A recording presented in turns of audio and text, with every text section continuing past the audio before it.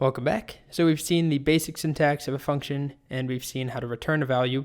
We have enough tools to define a function that does something a bit more interesting. And what we're going to do is define a function that will toss a coin for us or flip a coin. And it will use random, which we've seen before. We've used rand_int.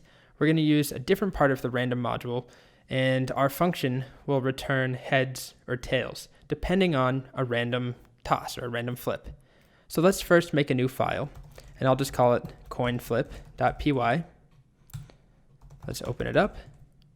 And the first thing we'll do is write from random import random. And we're not really going to discuss this. We're kind of skimming over it like we have in the past. If you've watched those videos, this is a module. It comes with Python, but we have to manually include it. That's all that I'll say for now. When we talk about modules, it will make more sense. Okay, but on to the function part.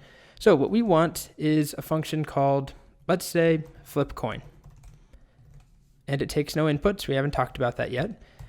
But that doesn't mean that it has to do the exact same thing every time. Our silly happy birthday demo does the exact same thing every single time through. But because we're going to use the random module, we can add an element of randomness. We can get a different result, heads or tails. So there's really a couple steps. The first thing we need to do is generate a random number. And we're going to go from 0 to 1. And if the decimal number, so it's going to be a float, if it's between 0 and 0.5, we'll assign it, let's say, heads. Otherwise, we'll do tails. And then we'll just return the string heads or tails. And that's it. So let's just generate the number to start. So to generate a random number from 0 to 1, all we have to do is type random, just like this. So let me actually just demo this to you in the terminal, Python 3. And if we just type random like this, it's giving us a number between 0 and 1. So it doesn't include 1, but it includes 0.999999999. And you can see they range from 0 to 1. Okay, so we've got that. This is going to generate the number. And all we want to do, we could set it to a variable. So we could call it just r, and r equals random, and then it's just a simple if statement. If r is, and let's do greater than 0.5, and then we'll just add in our else. So what do we do if it's greater? We're going to return, and it's up to us which way we want to do this. Let's return heads, else return tails, just like that. And let's try this. Let's just do a print flip coin.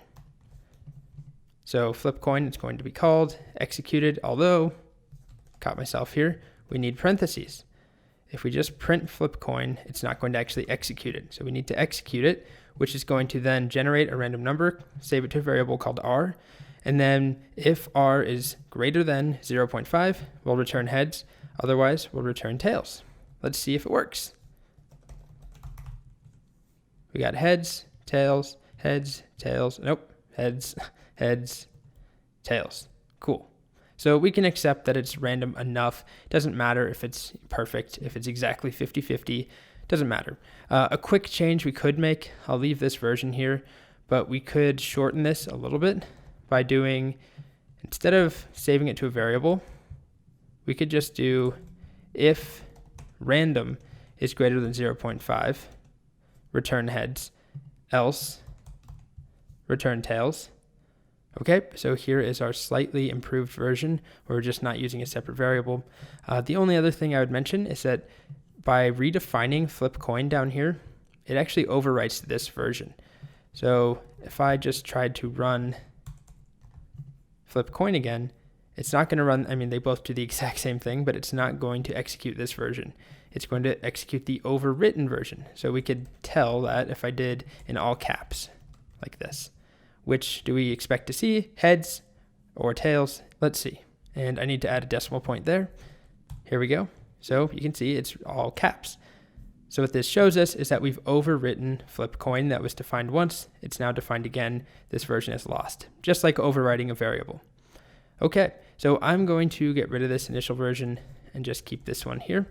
And this is our first function that does something a bit more interesting.